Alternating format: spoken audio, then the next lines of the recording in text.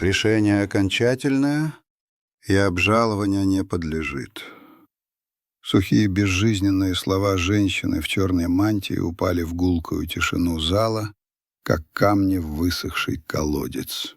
На основании представленных доказательств суд постановил в удовлетворении исковых требований гражданина Воробьева Виктора Анатольевича отказать. Тишина, повисшая в зале, звенела громче любого крика. Она давила на уши, заставляла сердце замирать в груди, в ожидании чего-то еще, может, треска лопнувшей струны мироздания, может, просто чьего-то сдавленного вздоха. Я медленно повернул голову. Сын. Мой Витька.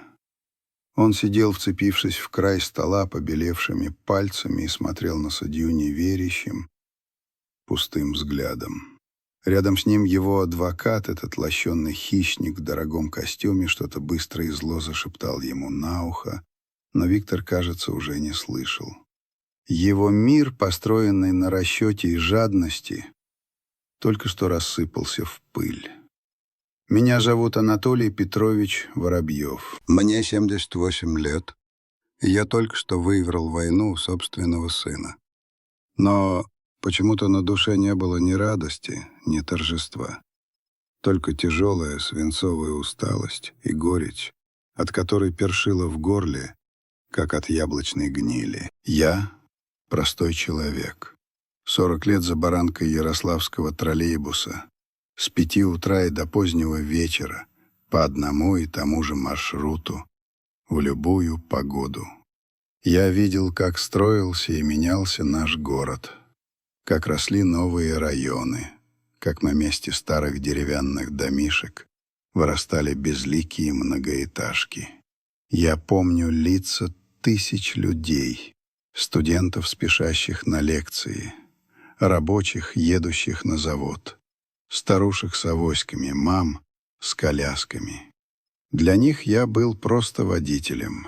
Для себя я был частью этого города, его кровеносной системой.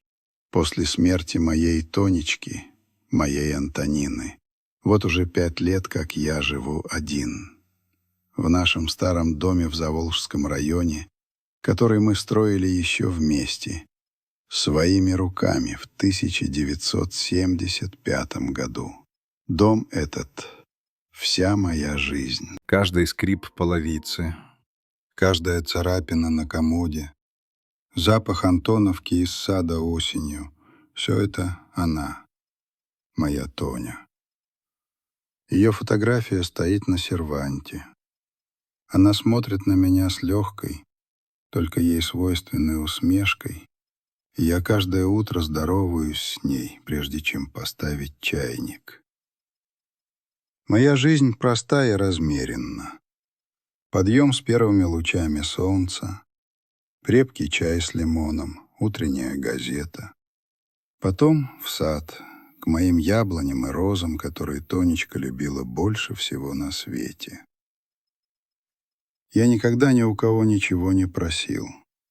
Пенсия у меня неплохая, кое-какие сбережения, оставшиеся еще с тех времен, когда мы не боялись работать сутками, тоже есть. Не хватает. На жизнь, на лекарства, на небольшие подарки внуку Димке. Я считал, что заслужил эту спокойную, тихую старость. Я ошибался. Потому что самое страшное испытание ждало меня не на дорогах, не в больницах и не в кабинетах чиновников. Оно пришло в мой дом под видом сыновней заботы. А ведь началось все не здесь, не в этом холодном казенном зале суда. Началось все в тихий, ничем не примечательный сентябрьский четверг. Тот день я помню до мельчайших подробностей. Утром я, как обычно, возился в своей маленькой мастерской в сарае, чинил старый стул, который рассохся за лето. Воздух пах прелой листвой и дымком от соседских бань. На душе было спокойно. Около 11 часов я услышал, как у ворот остановилась машина. Я не ждал гостей. Дима с Мариной, моей невесткой, всегда звонили заранее, а больше ко мне особо никто и не ездил. Я вышел на крыльцо, вытирая руки о ветошь. У калитки стоял мой сын Виктор, а рядом с ним незнакомый мужчина. Высокий, подтянутый, в идеально отглаженном сером костюме, который на фоне моего старого сада выглядел вызывающе чужеродно. «Пап, привет!» Виктор широко улыбнулся, но улыбка эта была какой-то наклеенной, не доставала до глаз. «Не ждал, а мы к тебе с визитом». Он обнял меня, но объятие вышло коротким и формальным, будто для галочки. Я почувствовал дорогой, резкий парфюм. Запах чужого, делового мира, в котором жил мой сын. «Здравствуй, Витя. Проходите, раз приехали». Я посторонился, пропуская их в дом. Внутри незнакомец огляделся с плохо скрываемым любопытством, которое мне сразу не понравилось. Его взгляд скользил по старой мебели, по выцветшим от времени обоям, по стопкам книг на подоконнике, и в этом взгляде читалась оценка. Он не смотрел, он сканировал. «Папа, познакомься, это Андрей Васильевич Орлов», — представил его Виктор, когда мы прошли в гостиную. «Он юрист. Очень хороший, один из лучших в городе». «Анатолий Петрович», — кивнул я, протягивая руку. Рукопожатие Орлова было крепким, но холодным, как у манекена. Он улыбнулся краешком губ. «Очень приятно. Виктор Анатольевич много о вас рассказывал. Говорил, какой вы у него мудрый и уважаемый человек. Слова как гладкие холодные камни. Я сразу понял, это игра. «Присаживайтесь», — предложил я. «Чаю хотите?» «Нет, пап, мы по делу, на минутку», — засуетился Виктор. Он не сел, а начал расхаживать по комнате, теребя в руках ключи от машины. Это его привычка с детства. Когда нервничал или чего-то очень хотел, не мог стоять на месте. «Понимаешь, мы с Андреем Васильевичем тут обсуждали. В общем, я за тебя волнуюсь». Я молча смотрел на него, ожидая продолжения. «Тебе уже, пап, лет немало». Он понизил голос до заговорщического шепота. 78. Шутка ли? Живешь один. А времена сейчас какие, сам знаешь. Мошенников развелось тьма. Ходят по старикам, сказки рассказывают, бумаги подсовывают. Ты человек доверчивый. Мы боимся, как бы тебя кто не обманул. С квартирой, со сбережениями. Я перевел взгляд на Орлова. Тот сидел в кресле, закинув ногу на ногу, и чуть заметно кивал, подтверждая каждое слово Виктора. Он был похож на сытого, терпеливого зверька, который ждет, когда жертва сама зайдет в ловушку. «И что вы предлагаете?» — спросил я ровно, стараясь не выдать подкатившего к горлу раздражения. Тут в разговор вступил Орлов. Голос у него был вкрадчивый, бархатный, но от этого голоса по спине бежали мурашки. «Анатолий Петрович, все очень просто. Речь идет о юридической защите ваших интересов. Мы предлагаем оформить генеральную доверенность на имя Виктора Анатольевича. Это стандартная процедура. Она позволит вашему сыну представлять ваши интересы во всех инстанциях, управлять вашими счетами, совершать сделки от вашего имени. По сути, он станет вашим счетом. Вы будете жить спокойно, не беспокоясь ни о каких бумагах, а всеми формальностями будет заниматься он». Он говорил, а я смотрел на своего сына, на Витьку, которому я вырезал из дерева первую саблю, которого учил кататься на велосипеде, которому ночами читал книги про отважных капитанов. И в этом 48-летнем, холеном мужчине я не видел ничего от того мальчика. Передо мной стоял чужой человек с жадными, бегающими глазками. Он хотел не защитить меня. Он хотел забрать мое. Все, что мы с Тоней наживали десятилетиями тяжелого труда. Дом. Небольшой вклад в банке, который я откладывал на черный день, и на помощь внуку. «То есть», — медленно проговорил я, глядя Виктору прямо в глаза, Ты хочешь, чтобы я отдал тебе право распоряжаться всем, что у меня есть? Пап, ну что ты такое говоришь? Всплеснул он руками. Не отдал, а доверил, чтобы я мог о тебе заботиться, чтобы, если что, я мог быстро решить любой вопрос с врачами, с документами, с чем угодно. Это ведь для твоего же блага. Орлов тем временем уже извлек из дорогого кожаного портфеля заранее отпечатанные бумаги. «Вот, Анатолий Петрович, все уже готово. Вам нужно только ознакомиться и поставить свою подпись. Это всего лишь формальность, которая подарит вам спокойствие». Я взял листы. Пальцы слегка дрожали. Я читал сухие юридические строки, и за каждой из них видел оскал жадности. Продавать, обменивать, дарить, закладывать и принимать в дар любое принадлежащее мне имущество. Получать причитающиеся мне денежные средства, вклады, проценты, компенсации. С правом подписи за меня и совершения всех действий.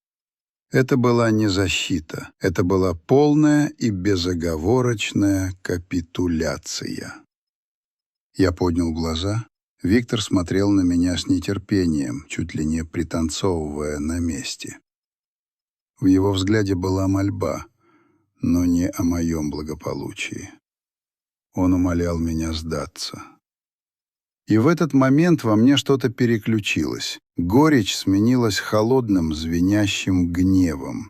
Они держали меня за выжившего из ума старика, за ходячий антиквариат, который можно просто списать со счетов. Что ж, если они хотят игры, они ее получат. Я медленно кивнул. «Хорошо, вы меня убедили. Где подписать?» Лицо Виктора озарила такая искренняя, неприкрытая радость, что мне стало дурно. Орлов с готовностью протянул мне дорогую перьевую ручку. Я взял ручку, ее холодный металл неприятно лег в ладонь. Наклонился над журнальным столиком и, не торопясь, вывел свою подпись там, где стояла галочка. Одну, вторую, третью. «Вот и отлично, папа. Вот и мудрое решение», — защебетал Виктор, забирая у меня бумаги. «Теперь я спокоен за тебя». Орлов аккуратно сложил документы обратно в портфель, защелкнул замки. Миссия была выполнена. Они уже направлялись к выходу, когда я остановил их. «Витя». Сын обернулся, его лицо все еще светилось от счастья. «Да, пап?» Я посмотрел ему в глаза, потом на самодовольное лицо его адвоката и сказал так тихо, чтобы они едва расслышали. «Только боюсь, сынок, сюрприз, который вас ждет, вам не понравится». Улыбка на лице Виктора дрогнула и сползла. Он непонимающе нахмурился. Орлов смерил меня острым, оценивающим взглядом. Но я ничего больше не сказал. Просто молча смотрел, как они выходят за калитку, садятся в свою блестящую черную машину и уезжают, увозя с собой, как им казалось, ключ от всей моей жизни. Я закрыл дверь и прислонился к ней спиной. Сердце колотилось, как бешеное. Война была объявлена. И я, старый солдат, только что принял бой на своей территории. Те несколько дней, что прошли между уходом сына и его следующим шагом, я прожил словно в густом тумане. Но это был не туман старческого забытья, в котором меня пытался утопить Виктор. Нет, это была звенящая, морозная дымка предельной концентрации. Вся моя жизнь, все 78 лет, казалось, сжались в одну точку, в один упругий комок нервов, готовый к решающему броску. Я спал урывками, ел без аппетита, но ум мой был ясен и остер как никогда. Я перебрал свой старый архив, пухлую картонную папку, перевязанную бечевкой, где хранил все важные документы еще со времен Советского Союза. Свидетельства, договоры, старые сберкнижки с выцветшими фиолетовыми чернилами. Все было на месте, в идеальном порядке. Тонечка моя была великой аккуратисткой и приучила меня к этому. «Порядок в бумагах, порядок в голове, Толя», — говорила она. Как же она была права. Вечерами я подолгу сидел на кухне, глядя на ее фотографию, и мысленно с ней советовался. «Ну что, Тонечка, видишь, как наш орел расправил крылья? Не в небо, нет, в карман к отцу норовит залететь. Разве для этого мы ночей не спали, во всем себе отказывали, чтобы он, здоровый, сильный мужик, обманом отбирал у старика последнее? И мне казалось, что она смотрит на меня с легким укором и тихой поддержкой. Не сдавайся, Толя. Не ради себя, ради нашей с тобой памяти». В понедельник утром, как я и ожидал, зазвонил телефон. «Пап, доброе утро!» — раздался в трубке до приторности бодрый голос Виктора. «Как спалось? Давление не скачет? Лекарства свои выпил?»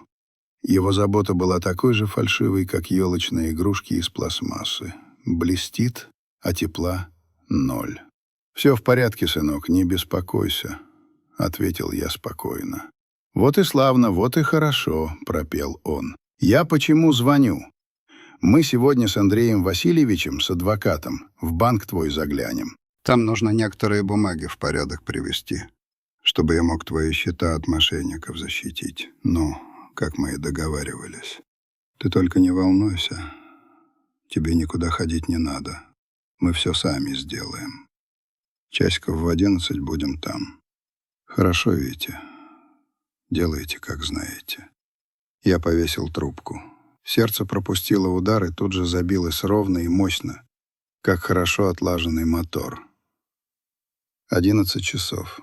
Значит, у меня было 1,5 часа на подготовку. Но я не стал звонить юристам или в банк. Мой план был другим. В половине 11-го я надел свой старый, но чистый пиджак, взял трость, хотя мог бы обойтись и без нее, и вышел из дома. Но пошел я не к автобусной остановке, ведущей к центральному отделению банка. Я неспешно побрел по тихой улочке к угловому дому, где уже лет 30 располагалась наша районная кулинария «Лакомка». Место, где пахло детством, ванилью, корицей и свежесваренным компотом. За прилавком стояла ее бессменная хозяйка, Мария Ивановна, или просто тетя Маша, полная румяная женщина с добрейшими глазами. Она знала меня еще с тех пор, как я водил сюда маленького Витьку за пирожными картошка. «Петрович, какими судьбами?» — обрадовалась она. «100 лет тебя не видела. Тебе, как обычно, чай покрепче и ватрушку с творогом». «Именно так, Мария Ивановна. И столик мне, пожалуйста, вон тот, у окна. Что-то ты сегодня серьезный какой-то. Сам не свой». Заметила она, ставя передо мной чашку с дымящимся чаем. «Не случилось чего?» «Да нет, все в порядке, Маша. Просто решил, как в старые добрые времена, посидеть на людей посмотреть». Она, понимающе кивнула и отошла к другим посетителям. А я устроился за своим наблюдательным пунктом. Из окна лакомки открывался идеальный вид на крыльцо центрального отделения Сбербанка, которое находилось как раз через дорогу. Ровно без 5:11 к банку подкатил знакомый черный внедорожник. Из него вальяжно вышли Виктор и Орлов. Симбел в модном кашемировом пальто, адвокат в своем безупречном костюме. Они выглядели как хозяева жизни, уверенные в своей правоте и безнаказанности. Поздоровались с охранником на входе, как со старым знакомым, и скрылись за тяжелыми стеклянными дверями. Я отхлебнул чай. Он был горячим и терпким. Я не спеша съел ватрушку, наблюдая за суетой на улице. Прошел час. Я заказал еще чаю. Тетя Маша поглядывала на меня с любопытством, но вопросов не задавала. Прошло еще полчаса. Я уже допивал вторую чашку, когда двери банка снова распахнулись. Картина была совершенно иной. Первым выскочил Виктор. Его лицо было каменным, губы сжаты в тонкую злую линию. Он шел быстрыми, резкими шагами, чуть не сбив с ног пробегавшего мимо мальчишку. За ним почти семеня спешил Орлов.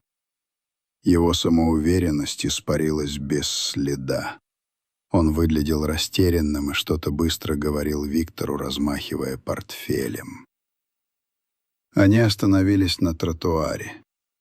Я не мог слышать слов, но видел все, как в немом кино. Виктор что-то яростно доказывал, тыча пальцем в сторону банка. Орлов оправдывался, качал головой, разводил руками. Было очевидно. Их поход провалился. Их блицкриг захлебнулся. Я допил чай, оставил на столике деньги с запасом, кивнул на прощание тете Маше и вышел на улицу. Они меня не заметили. Погруженные в свой гневный спор, они не видели ничего вокруг. А я медленно, опираясь на трость, пошел домой. Впервые за эти дни на моем лице появилась улыбка. Ждать пришлось недолго. Не прошло и часа, как телефон в прихожей зазвонил так резко и требовательно, что я вздрогнул. Это был Виктор. «Я сейчас приеду», — прорычал он в трубку без всяких приветствий и повесил трубку. Через 20 минут его машина с визгом затормозила у моего дома. В этот раз он был один. Он ворвался в дом, не поздоровавшись, и с порога перешел наступление. Маска заботливого сына была сорвана, и под ней оказалось уродливое лицо алчности и злобы. «Ты меня обманул!» — выкрикнул он, останавливаясь посреди комнаты. Это был не вопрос, а обвинение. «Зачем ты это сделал? Зачем ты скрыл от меня другие счета?» «Какие счета, Витя?» — спросил я, спокойно глядя на его побагровевшее лицо. «Не прикидывайся. Управляющая в банке сказала, что я не имею права получать информацию по всем твоим вкладам.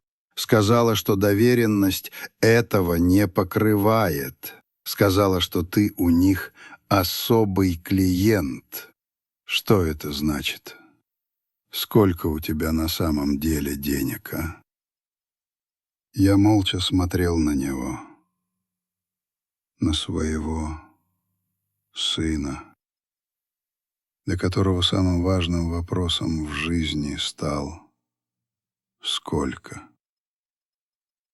Я сел в свое старое кресло, то самое, в котором когда-то качал его на коленях, и жестом указал ему на диван. «Сядь, Виктор». Он подчинился нехотя, сел на краешек, весь подавшись вперед, готовый в любую секунду снова вскочить. «Витя», — начал я тихо, — «а ты помнишь, как 15 лет назад пришел ко мне ночью? Сказал, что у тебя есть шанс всей жизни войти в долю в строительную фирму, что тебе не хватает денег. Помнишь?» Лицо его дрогнуло, он отвел взгляд. «Ну, помню. И что? А помнишь, сколько тебе было нужно? 500 тысяч рублей. По тем временам огромные деньги. И я тебе их дал на следующий же день. Снял со сберкнижки все, что мы с матерью твоей откладывали на старость. Все до копейки. Она тогда еще переживала, А я ей сказал: «Это же для Витьки, Тоня, для нашего сына. Он на ноги встанет. Это самое главное. Помнишь, что ты мне тогда сказал?» Он молчал, глядя в пол. «Ты сказал: папа, я этого никогда не забуду. Я вам буду по гроб жизни благодарен». «Я же все вернул», — наконец выдавил он. «С процентами вернул. Через 2 года. Деньги-то ты вернул, сынок». Я сделал паузу, давая словам впитаться в тишину комнаты. А вот благодарность, видно, по дороге растерял.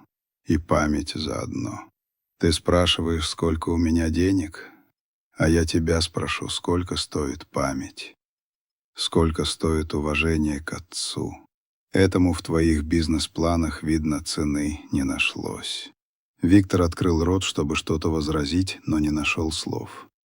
Он был обезоружен, потому что я ударил не по его кошельку, а по тому месту, где когда-то, я надеялся, у него была совесть. Он молча встал и, не прощаясь, вышел из дома, громко хлопнув дверью. Первый раунд остался за мной. Но я прекрасно понимал, это только начало. Раненый зверь становится вдвойне опасней. После того, как за Виктором захлопнулась дверь, в доме наступила оглушительная тишина. Не та умиротворяющая, привычная тишина, когда слышно лишь тиканье старых часов-ходиков да шелест листвы за окном. Это была тяжелая, вязкая тишина, наполненная неозвученными угрозами и горьким осадком предательства. Я провел остаток дня как во сне. Механически пообедал, не чувствуя вкуса еды. Вышел в сад, но руки сами опускались. Ни к чему не лежала душа. Я ждал. Я не знал точно, чего именно, но всем своим нутром чувствовал, что это было лишь затишье перед настоящей бурей. Мой сын не из тех, кто отступает. Оскорбленное самолюбие и неудовлетворенная жадность — гремучая смесь, способная снести на своем пути любые преграды, даже родного отца. Прошло 3 дня. 3 долгих, натянутых, как струна, дня. Я почти начал думать, что он, возможно, одумался, что остатки совести в нем все же взыграли. Каким же я был наивным. В четверг, ровно через неделю после их первого визита, снова зазвонил телефон. Я поднял трубку, и холод пробежал по спине от голоса сына. В нем не было ни прежней фальшивой сладости, ни недавней истеричной ярости. Голос был ровный, ледяной и совершенно чужой. «Я звоню, чтобы предупредить», — сказал он без предисловий. «Ты сам этого захотел, отец. Я пытался по-хорошему.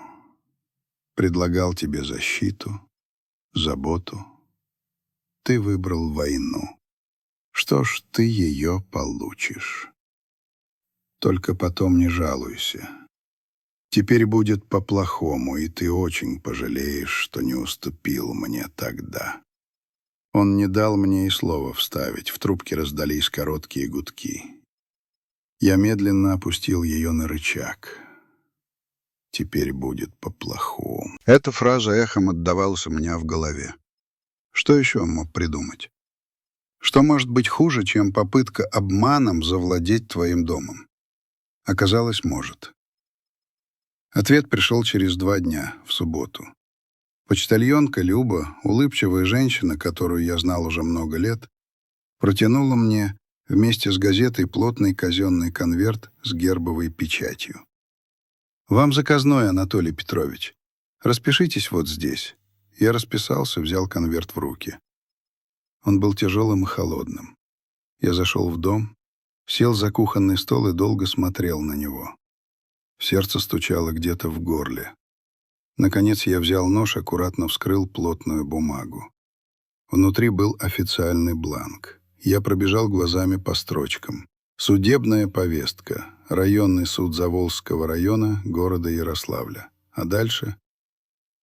Дальше были слова, от которых у меня потемнело в глазах. Исковое заявление гражданина Воробьева Виктора Анатольевича о признании гражданина Воробьева Анатолия Петровича недееспособным. Недееспособным.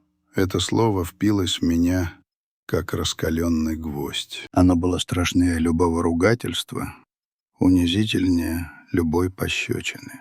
Это была попытка стереть меня, перечеркнуть всю мою жизнь. Объявить, что я, Анатолий Воробьев, проживший 78 лет в здравом уме и твердой памяти, больше не являюсь личностью, что я — просто вещь, объект, которым можно и нужно управлять. Я смотрел на свои руки, лежавшие на столе. Руки с набухшими венами и мозолистыми пальцами. Эти руки 40 лет держали руль троллейбуса. Эти руки построили этот дом, баюкали его, Витьку, когда он был младенцем. Вытирали его слезы, когда он разбивал коленки. И теперь он, моя кровь, мой единственный сын, заявлял всему миру, что хозяин этих рук — сумасшедший старик, не отвечающий за свои поступки. Первый шок сменился яростью. Такой чистой, обжигающей ярости я не испытывал, наверное, никогда в жизни. Нет, я не позволю ему, не позволю растоптать себя и память о его матери. Если он хочет войны, настоящей, без правил, он ее получит. Но я понимал, что один против такого прожженного дельца, как Орлов, я не выстою. Мне нужен был свой человек, и я знал, кто это. Я нашел в старой записной книжке номер, который не набирал уже пару лет. Трубку сняли после 4-го гудка. «Алло!» — раздался в ней спокойный, чуть скрипучий старческий голос. «Коля, здравствуй!» «Это Толя Воробьев», — сказал я, и голос мой неожиданно дрогнул. «Толик, здравствуй, дорогой! Сколько лет, сколько зим! Как ты? Что не звонишь, не заходишь, старый ворчун?» Это был Николай Иванович Савельев, мой друг юности. Мы вместе росли в одной коммуналке, вместе гоняли в футбол, вместе провожали девчонок с танцев. Потом жизнь нас разбила. Я пошел в водители, он на юридический, он стал блестящим следователем, потом адвокатом, одним из самых честных и принципиальных в городе. 5 лет назад, после смерти жены, он отошел от дел и жил тихой жизнью пенсионера. «Коля», — повторил я, собравшись с силами, — «нужна твоя помощь. Беда у меня». Веселый тон в его голосе тут же исчез. «Что случилось, Толя, говори. По телефону не расскажешь. Можно я к тебе подъеду? Прямо сейчас». «Жду», — коротко ответил он. Через час я уже сидел на его просторной кухне в старой Сталинке на проспекте Ленина. В квартире пахло книгами, волокордином и хорошим табаком. Сам Савельев, худой, высокий, с густой седой шевелюрой и пронзительными, все еще молодыми глазами, поставил передо мной стакан чая в подстаканнике и сел напротив. «Выкладывай». И я выложил. Все с самого начала. Про визит Виктора с Орловым, про доверенность, про поход в банк, про угрозы. И в конце молча положил на стол судебную повестку. Коля слушал, не перебивая. Только его густые брови сходились все ближе к переносице. Когда я закончил, он взял повестку, Долго внимательно читал, хотя там и читать-то было нечего. Потом аккуратно положил ее на стол и посмотрел на меня. «Вот же стервец», — сказал он тихо, но с такой ненавистью, что я вздрогнул. «Прости, Толя, это я про сына твоего. Докатиться до такого. Родного отца объявить сумасшедшим ради квартиры и сбережений». Он встал, прошелся по кухне, остановился у окна. «Знаю я этого Орлова. Скотский тип. Работает на грани фола, любит грязные приемчики. Специализируется как раз на таких вот делах. Отъем имущества, корпоративные споры. С ним будет тяжело. «Я заплачу, Коля», — сказал я. «Сколько скажешь?» Он резко обернулся. В глазах его сверкнул гнев. «Ты с ума сошел, Толя? Какие деньги? Ты не друг или кто? Мы этого твоего бизнесмена с его пижоном-адвокатом на чистую воду выведем. Это уже дело принципа». Они решили, что старики — это отработанный материал, который можно просто выкинуть на свалку. Ну что ж, мы им покажем, на что еще способен этот материал. Он снова сел за стол. Его глаза горели боевым огнем. Я смотрел на своего старого друга и впервые за последнюю неделю почувствовал, что я не один, что у меня есть союзник. «Значит так», — сказал он уже деловым, командным тоном. «Во-первых, без паники. Во-вторых, никаких разговоров с сыном. Никаких. На все его звонки и попытки встретиться полный игнор. Теперь с ним и его конторой буду разговаривать я. В-третьих, завтра же утром мы с тобой идем и делаем две вещи. Официально через нотариуса отзываем ту липовую доверенность и проходим независимую психолого-психиатрическую экспертизу, чтобы у нас на руках была бумага, которой мы им прихлопнем все их инсинуации». Он говорил, а я чувствовал, как с моих плеч спадает неподъемный груз. Появился план. Появилась надежда. «Спасибо, Коля», — сказал я тихо. «Спасибо, друг». «Благодарить будешь, когда мы им хвосты прижмем», — он усмехнулся. «А сейчас пей чай. И запомни, Толя, это больше не твоя личная беда. Это наша с тобой война, и мы в ней победим». Я вышел от него на улицу уже другим человеком. Не испуганным, униженным стариком, а бойцом, готовым защищать свою честь. Тучи сгущались, но где-то на горизонте уже брезжил свет. Дни, предшествовавшие первому заседанию, тянулись бесконечно. Мы с Колей Савельевым проделали все, что он наметил. Нотариус, пожилая интеллигентная женщина, с нескрываемым сочувствием заверила мой документ об отзыве доверенности. Затем была экспертиза. Врач в частной клинике, седовласый профессор, долго беседовал со мной, задавал каверзные вопросы, просил решать логические задачки. В конце он пожал мне руку и сказал: «Анатолий Петрович, да у вас голова яснее, чем у многих моих студентов. С заключением проблем не будет». Это придало мне сил. Но когда настал день суда, вся моя уверенность испарилась. Здание районного суда встретило меня гулкими коридорами, выкрашенными в тошнотворный казенный цвет и запахом пыльных бумаг и людских несчастий. Здесь все было чужим, холодным, враждебным. Люди с усталыми, озабоченными лицами сидели на жестких скамьях, ожидая, когда произнесут их фамилию и вызовут на суд. В прямом и переносном смысле. Наш зал заседания оказался небольшой душной комнатой с высоким потолком и портретом президента на стене. Мы с Савельевым сели на скамью для ответчика. Через несколько минут вошли они. Виктор, одетый в строгий темный костюм с лицом, на котором была экспертли, искусно изображена сыновняя скорбь.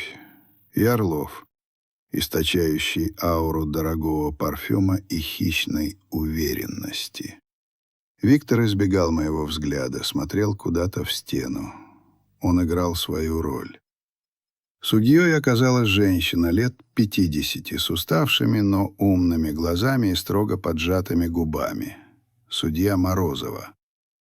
Она говорила быстро, отрывисто, было видно, что для нее это конвейер, поток человеческих драм, к которому она давно выработала иммунитет. Первым слово взял Орлов. Он встал, расправил плечи и начал свою партию. Его речь была выверенной и гладкой, как речная галька. Он не обвинял, он сочувствовал. «Ваша честь». Его бархатный голос заполнял комнату. «Мы здесь сегодня не для того, чтобы наказывать или отнимать. Мой доверитель Виктор Анатольевич находится здесь с тяжелым сердцем. Он любящий сын, который видит, как его пожилой отец, уважаемый человек, ветеран труда, постепенно угасает. Речь идет о возрастных изменениях когнитивных функций, которые, увы, необратимы. Я слушал и не верил своим ушам. Он говорил обо мне так, будто я был уже наполовину в могиле. Анатолий Петрович стал забывчив, продолжал Орлов, заглядывая в свои бумаги. Он оставляет включенным газ, уходит из дома и забывает закрыть дверь.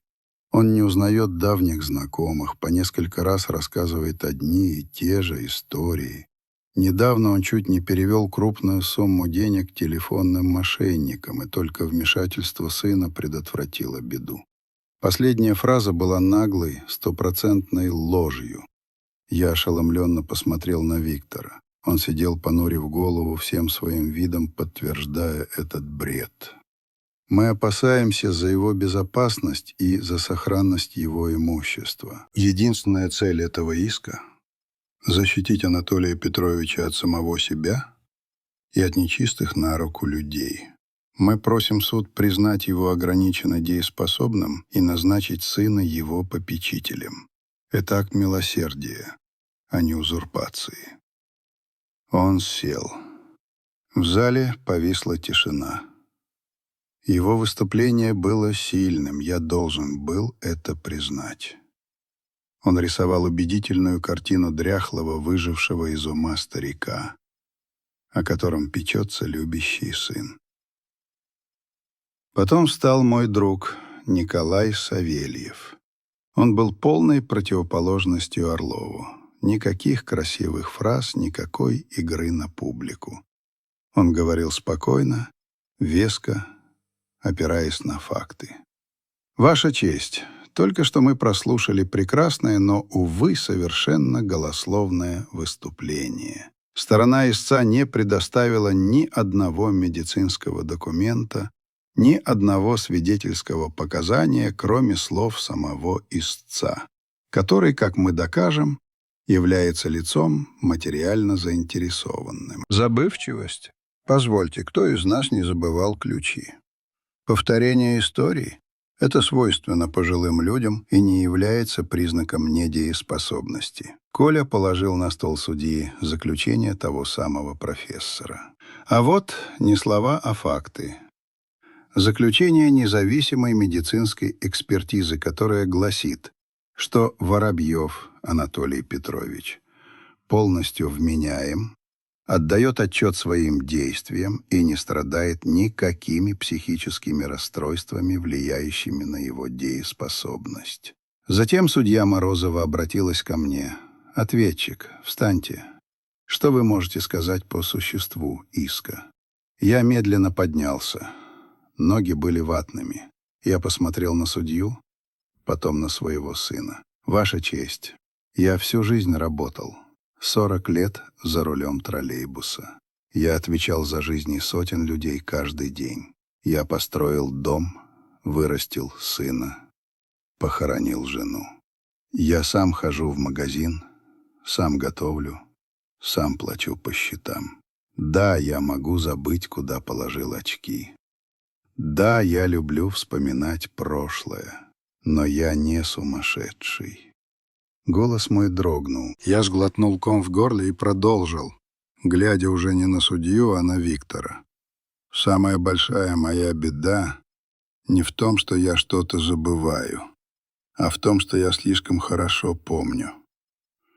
Я помню, как мой сын обещал быть мне опорой в старости, а вместо этого он привел ко мне адвоката, чтобы отобрать мой дом, а теперь пытается отобрать мое имя.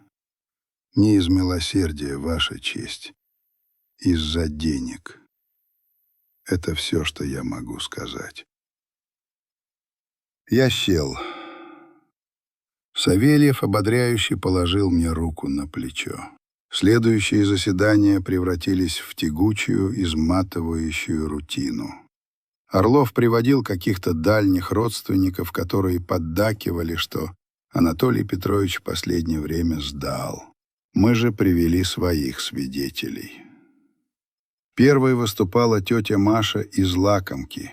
Она, волнуясь и краснея, рассказала суду, как я раз в месяц помогаю ей сводить дебет с кредитом в ее тетрадке, потому что у Петровича голова как компьютер. Потом говорил дядя Коля, мой сосед, хозяин мясной лавки. Он по-мужицки прямо заявил. «Какая недееспособность? Вы о чем? Анатолий Петрович на прошлой неделе мне помог разобраться с накладными. Там поставщики нас на 50 кило говядины обсчитать хотели. Он один заметил. Да я ему свою лавку доверил бы без всяких расписок». Их простые искренние слова были лучшим ответом на юридические уловки Орлова. Но самый страшный удар ждал меня впереди. На одно из заседаний Виктор пришел не один. Он вел за руку своего сына, моего 12-летнего внука Диму. У меня оборвалось сердце. Что этот ребенок делал здесь, в этом храме лжи и лицемерия? Дима был растерян и напуган. Он сел рядом с отцом и испуганно смотрел по сторонам. В какой-то момент наши глаза встретились. В его взгляде я увидел смятение, страх и вопрос, на который я не мог ему ответить. Я лишь попытался ободряюще ему улыбнуться. Но, наверное, получилась жалкая гримаса. Виктор привел его специально. Это был его самый жестокий, самый бесчеловечный ход. Бить по самому больному, давить на меня через любовь к внуку. В тот момент я возненавидел его так, как не ненавидел никого и никогда. Весь остаток заседания я не слышал ни адвокатов, ни судью. Я видел только испуганные глаза моего внука. В конце концов, судья Морозова, выслушав всех, объявила свое решение. Суд не находит достаточных оснований для удовлетворения иска на данный момент.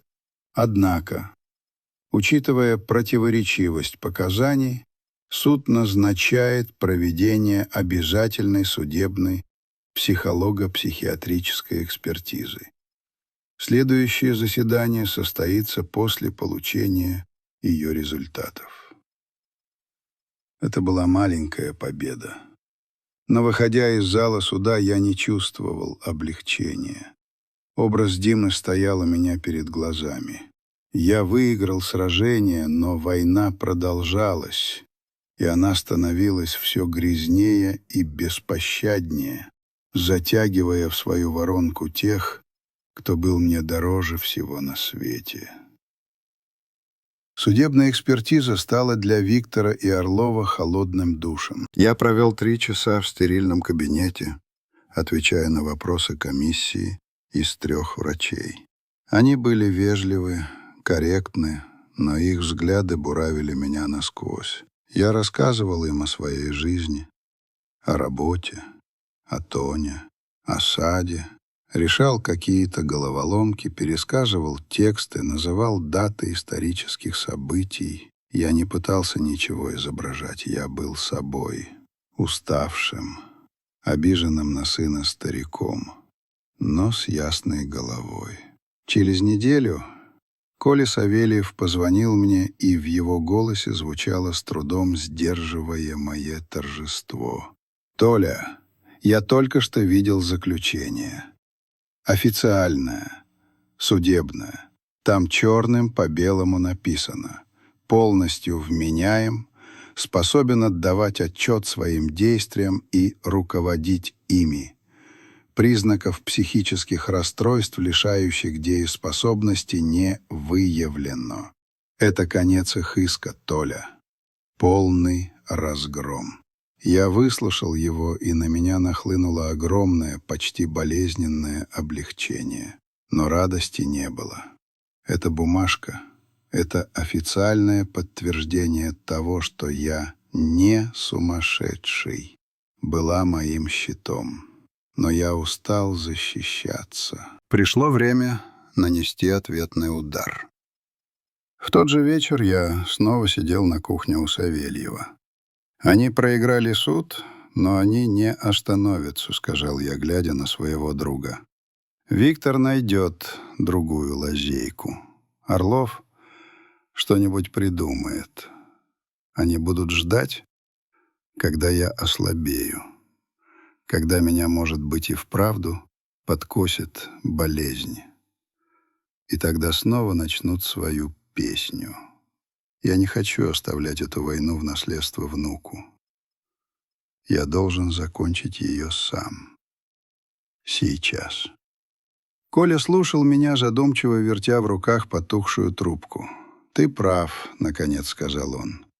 «Лучшая защита — это нападение. И у нас есть для этого все козыри. Мы должны нанести удар, от которого они уже не оправятся. Не юридический даже, а моральный. Что ты предлагаешь?» «Я предлагаю тебе составить новое завещание». Глаза Савельева хитро блеснули. «Не простое, а, скажем так, бронированное, с особыми условиями. Завещание, которое станет не просто последней волей, а последним уроком, твоим последним уроком для твоего сына». Мы просидели до поздней ночи, обсуждая каждую деталь, каждое слово. Коля со всем своим многолетним опытом подсказывал мне формулировки, которые нельзя было бы оспорить ни в одном суде. А я вершил свой собственный отцовский суд, справедливый и беспощадный. На следующий день я позвонил Виктору. «Витя, здравствуй». Он ответил не сразу, в трубке слышалось его тяжелое дыхание. «Что тебе надо?» — пробурчал он.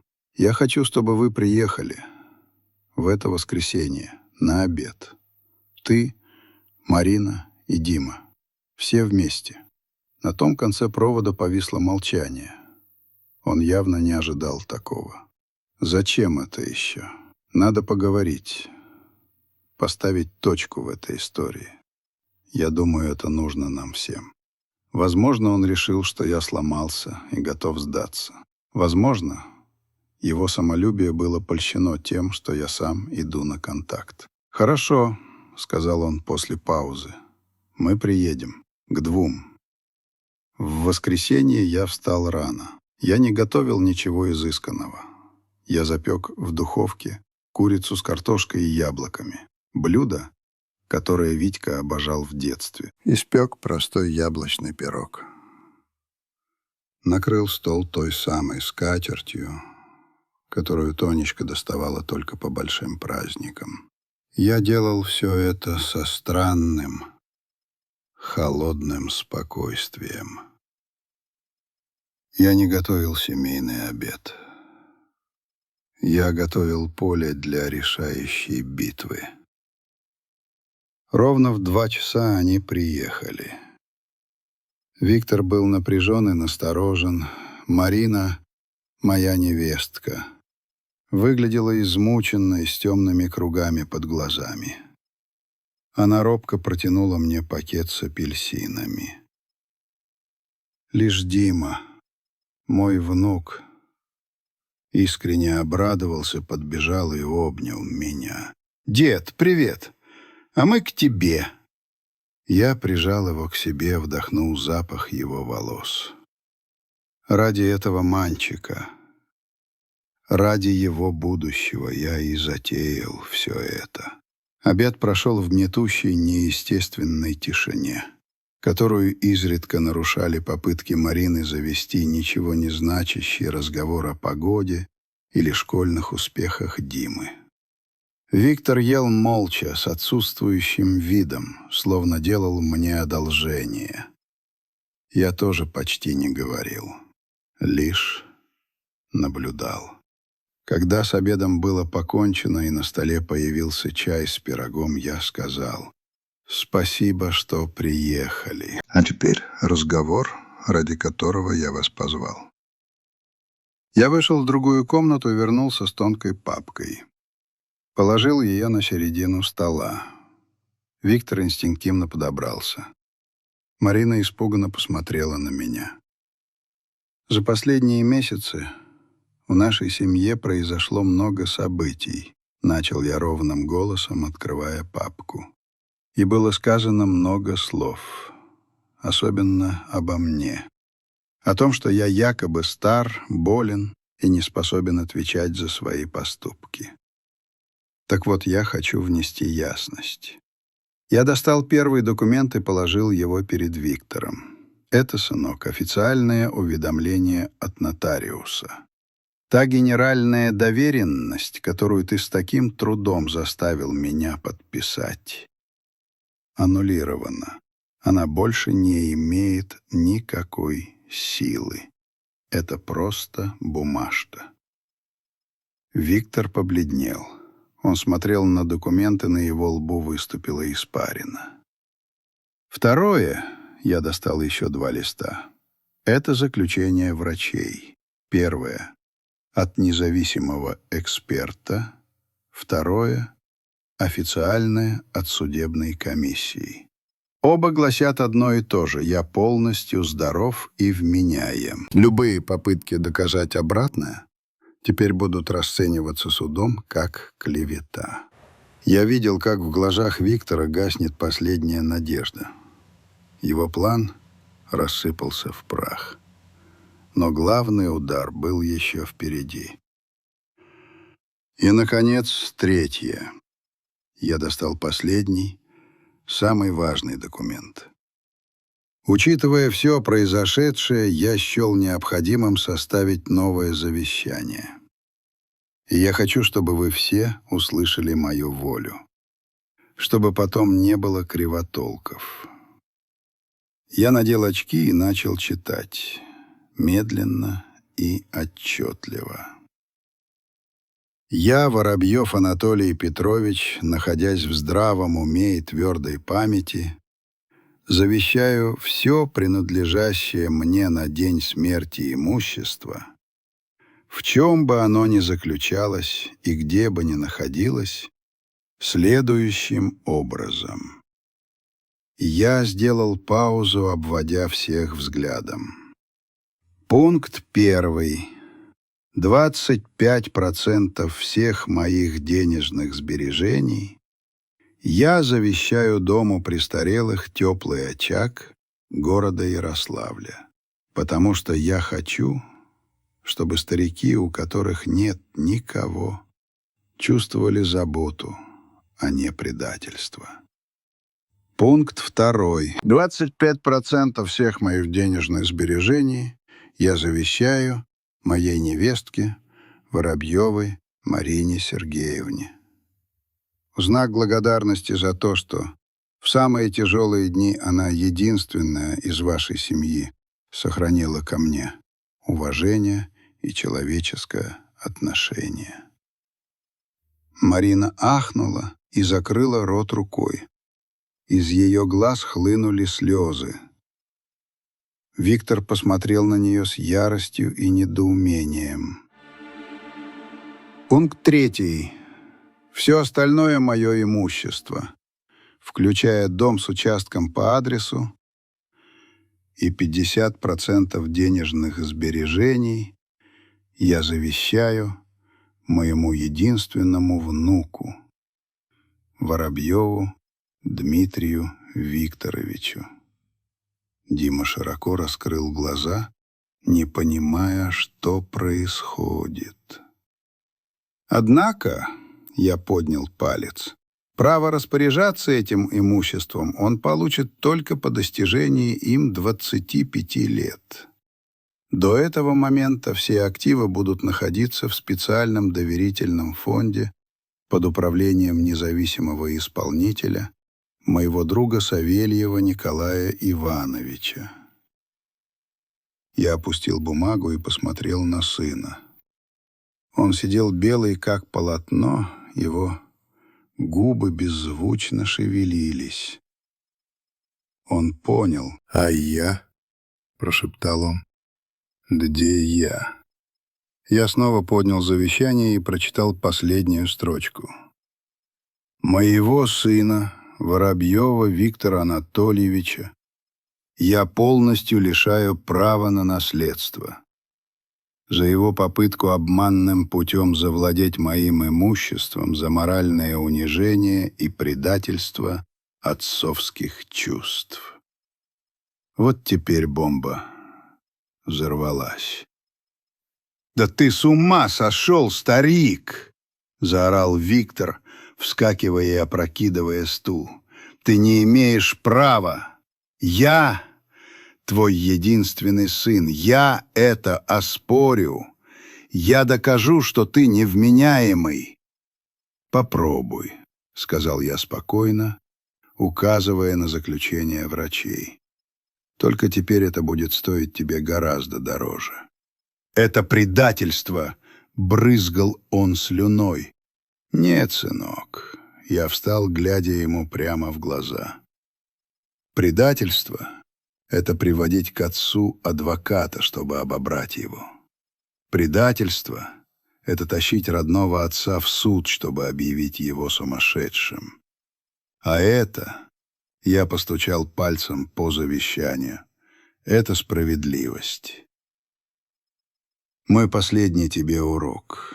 Видимо, все предыдущие ты так и не усвоил». Он задохнулся от ярости, схватил за руку плачущую Марину, дернул Диму. «Пошли отсюда, чтобы ноги моей больше в этом проклятом доме не было». Он вылетел вон, хлопнув дверью так, что зазвенела посуда в серванте. Я остался один, в тихом доме, пахнущем яблочным пирогом. На столе лежали бумаги, свидетельство моей победы. Но на душе было пусто и холодно. Я выиграл войну, но окончательно и бесповоротно потерял сына. Тишина, наступившая после ухода Виктора, была оглушительной. Она давила на стены, на мебель, на мою седую голову. В доме, где когда-то звучал детский смех, где мы с Тоней строили планы на будущее, теперь поселилась пустота. Я выиграл раунд. На поле боя было усеяно обломками моей собственной семьи. Я позвонил Коле, рассказал, как все прошло. «Он этого так не оставит, Толя», — сказал Савельев после долгой паузы. «Раненый волк бросается в последнюю, самую яростную атаку. Будь готов. Они оспорят завещание. Это их единственный оставшийся ход». Он оказался прав. Через 2 недели Люба-почтальонша снова принесла мне казенный конверт. Внутри было новое исковое заявление. Виктор в лице своего неутомимого адвоката Орлова требовал признать мое новое завещание недействительным. Основание было наглым до абсурда. Завещание якобы было составлено мной в состоянии временного помешательства, вызванного глубоким стрессом, а также под давлением и злонамеренным влиянием адвоката Савельева Н.И. Они больше не пытались играть в заботу. Теперь это была открытая грязная война.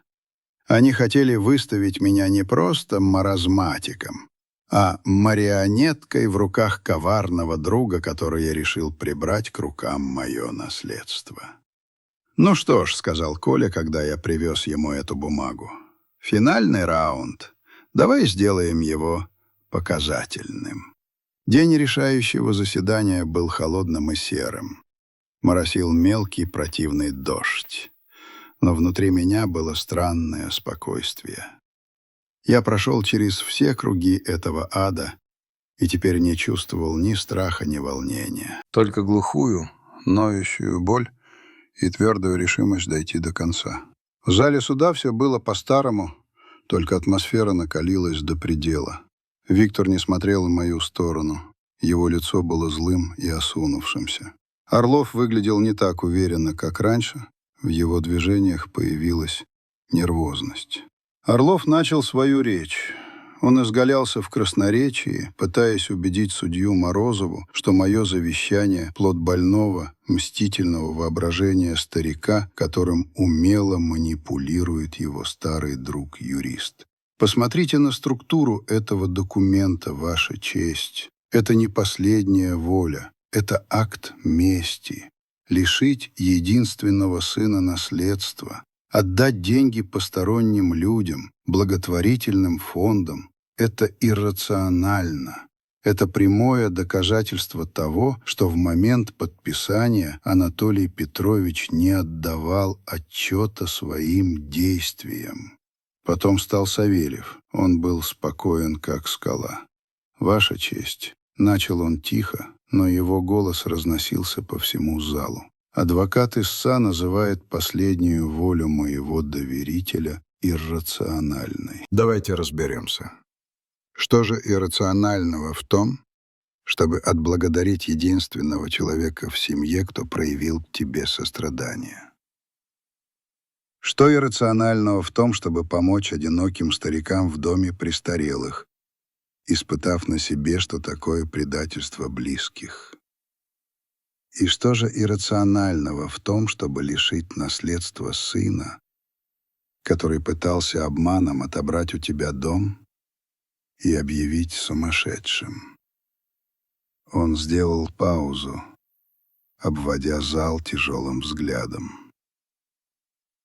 Мне кажется, все как раз наоборот. Это завещание — образец высшей рациональности и моральной справедливости. Это поступок человека с кристально ясным умом и несгибаемой волей. И у нас есть тому доказательства. И Коля начал методично, пункт за пунктом, выкладывать на стол судьи наши козыри. Нотариально заверенный отзыв доверенности.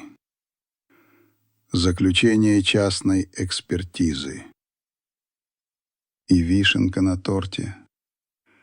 Заключение, назначенной судом комиссии, подтверждающее мою полную вменяемость. У стороны истца нет ни одного факта, чеканил слова Савельев. Только домыслы и попытки выдать черное за белое. Но у нас есть еще кое-что.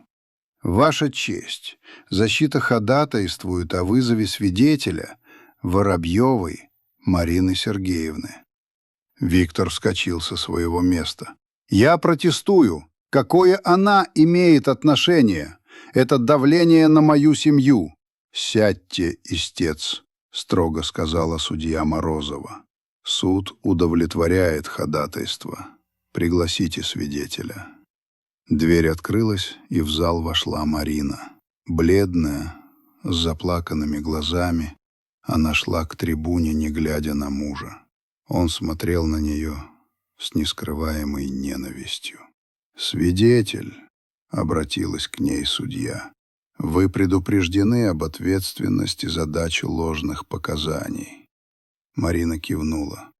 «Марина Сергеевна», — мягко начал Коля, — «скажите суду, ваш свекор Анатолий Петрович когда-либо проявлял признаки неадекватности, потери памяти, неспособности здраво рассуждать?» Она глубоко вздохнула и ответила тихо, но твердо: «Никогда. Свекор всегда был самый светлый ум в нашей семье». «Скажите, а ваш муж, Виктор Анатольевич, обсуждал с вами свои планы в отношении имущества отца?» Марина молчала, собираясь с духом. Виктор буравил ее взглядом. «Да», — наконец сказала она, — «он был одержим этим.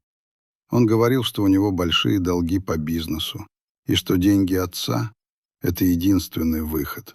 Он говорил, что старик все равно скоро умрет и не заметит». В зале ахнули. Это был нокаут. Он заставил меня пойти с ним тогда на обед. Голос Марины дрожал от слез. Сказал, если я не пойду, он заберет Диму, и я его больше не увижу. Он страшный человек, когда речь идет о деньгах. Она больше не могла говорить и разрыдалась. Виктор вскочил, крича что-то про ложь и бабские слезы, но судья Морозова ударила молотком и приказала ему сесть, пригрозив удалением из зала. Когда все успокоилось, судья посмотрела на меня. «Ответчик, вы хотите что-нибудь добавить?» Я медленно поднялся. Я смотрел не на судью, я смотрел на своего сына. «Я хотел оставить тебе в наследство хорошую память и честное имя, но ты выбрал деньги. Я жалею не о деньгах, Витя. Я жалею о тебе». Это было все, что я сказал. Судья Морозова удалилась на совещание. Ожидание было недолгим. Когда она вернулась, ее лицо было строгим и непроницаемым. Она зачитала решение. «Суд, рассмотрев все материалы дела, выслушав стороны и показания свидетелей, постановил в удовлетворении исковых требований гражданина Воробьева Виктора Анатольевича о признании завещания недействительным отказать в полном объеме». Она сделала паузу, сняла очки и посмотрела прямо на Виктора и Орлова. «Кроме того», — ее голос стал стальным, «суд выносит частное определение о направлении материалов данного дела в городскую коллегию адвокатов для проверки действий адвоката Орлова А.В. на предмет нарушения профессиональной этики. А истцу, — она перевела взгляд на Виктора, — я бы хотела напомнить, что в законе есть не только статьи о наследстве, но и такое понятие, как сыновний долг, который, в отличие от долгов денежных, не измеряется никакими суммами. Заседание закрыто. Это была полная и окончательная победа. Орлов, бледный и злой, что-то шипел на ухо Виктору, быстро собирая бумаги. Виктор же просто сидел, глядя в одну точку, словно его ударили обухом по голове. Мы с Колей вышли в коридор. Через минуту оттуда же вышел Виктор. Мы столкнулись у выхода. Он поднял на меня глаза. В них не было раскаяния, только голая, бессильная ненависть. Он ничего не сказал, просто отвернулся и быстро пошел прочь, растворяясь в сумраке судебного коридора. Я смотрел ему вслед. Старый друг положил мне руку на плечо. «Все кончено, Толя. Ты победил». Да, я победил. Война закончилась. Я отстоял свой дом, свое имя, свое достоинство. Но, глядя на удаляющуюся спину того, кто когда-то был моим сыном, я понимал, что в этой войне победителей не было. Были только проигравшие. Прошло полгода. За окном бушевал, а потом стихал октябрь, обрывая с деревьев последние золотые листья. За ним пришел колючий, молчаливый ноябрь. Зима вступала в свои права, укрывая землю первым тонким снегом, и вместе с этим первым снегом в мою душу начало понемногу возвращаться умиротворение. Война закончилась, и на полях былых сражений медленно, очень медленно прорастала новая жизнь. О судьбе Орлова я узнал от Коли Савельева. Частное определение судьи Морозовой не осталось без внимания. Городская коллегия адвокатов провела проверку, вскрылись и другие его делишки на грани закона. Его лишили лицензии на 3 года. Для адвоката его полета это был смертный приговор карьере. Он исчез из города, и больше о нем никто не слышал. Справедливость, пусть и запоздалая, нашла своего героя. Судьба Виктора была куда печальнее. После суда Марина, забрав Диму, ушла от него. Она позвонила мне через неделю, плакала в трубку, просила прощения за то, что так долго молчала. Я сказал ей, что она ни в чем не виновата. Она сняла небольшую квартиру и устроилась работать администратором в медицинский центр. Это было непросто. Но впервые за долгие годы она, по ее словам, вздохнула свободно. Без денег отца и с подмоченной репутацией строительная фирма Виктора рухнула окончательно. Банки забрали за долги и машину, и квартиру. От соседей я слышал, что он переехал куда-то на окраину, много пил, перебивался случайными заработками. Он стал тенью того блестящего, самоуверенного мужчины, которым был. Один раз, поздним зимним вечером, он позвонил. Я узнал его голос, хотя он был хриплым и нетвердым. «Отец», — прохрипел он, — мне нужны деньги. Немного». Я долго молчал, слушая его тяжелое дыхание в трубке. Во мне боролись 2 чувства. Остатки отцовской жалости и холодное понимание того, что он ничему не научился. Он просил не прощения. Он просил денег. «У тебя есть руки, ноги, голова», — сказал я тихо, но твердо. «Ты еще не старик, Витя. Ты можешь работать. Ты мне должен!» — выкрикнул он с пьяной злобой. «Я твой сын. Сыном нужно быть, а не числиться», — ответил я и повесил трубку. Сердце разрывалось на части, но я знал, что поступил правильно. Дать ему денег значило бы признать, что он был прав, что все в этом мире покупается и продается. А я всю свою жизнь верил в другое. Это был наш последний разговор. Моей настоящей семьей стали Марина и Дима. Каждые выходные они приезжали ко мне. Мы вместе обедали. Дима делал со мной уроки. Марина помогала по хозяйству.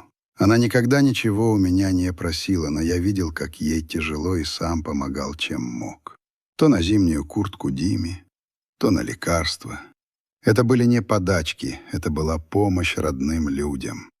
Внук рос умным, добрым и удивительно чутким мальчиком. Он как-то сразу, без лишних слов, понял все, что произошло, и старался окружить меня такой заботой, какой я не видел от собственного сына. Однажды, сидя рядом со мной на крыльце, он показал мне свой дневник. Там, напротив 5 по математике, стояла запись классной руководительницы. «Горжусь таким учеником. Честный и справедливый мальчик». «Дед, — сказал он, глядя на меня своими серьезными глазами. «Я, когда вырасту, буду как ты». И я понял, что все было не зря. Я снова начал спать по ночам. Снова начал возиться в своей мастерской, находить радость в простых вещах, в запахе свежеструганного дерева, в скрипе снега под ногами, в горячей чашке чая. Я отдал часть денег, завещанных дому престарелых, не дожидаясь своей смерти. Ездил туда несколько раз, видел благодарные глаза одиноких стариков, и на душе становилось теплее. Я сидел за столом в своем тихом, теплом доме. На столе передо мной лежала чистая тетрадь и ручка. Я давно хотел начать вести что-то вроде дневника для Димы. Не с поучениями, нет. Просто записывать свои мысли, воспоминания, то, что я понял за свою долгую и непростую жизнь. Я посмотрел на фотографию Тонечки. Она улыбалась мне. «Мы справились, родная», — мысленно сказал я ей. «Мы отстояли наш дом, нашу честь, нашу память». Я взял ручку и вывел на первой странице, стараясь, чтобы буквы не дрожали. «Дорогой мой внук, Дима, когда-нибудь ты станешь совсем взрослым, и, может быть, меня уже не будет рядом. Поэтому я хочу оставить тебе несколько слов. В жизни у тебя будет много разного, и радости, и горести. Но я хочу, чтобы ты всегда помнил одно. Главное наследство, которое человек оставляет после себя, это не дома, не машины и не деньги на счетах. Все это пыль. Сегодня есть, завтра нет.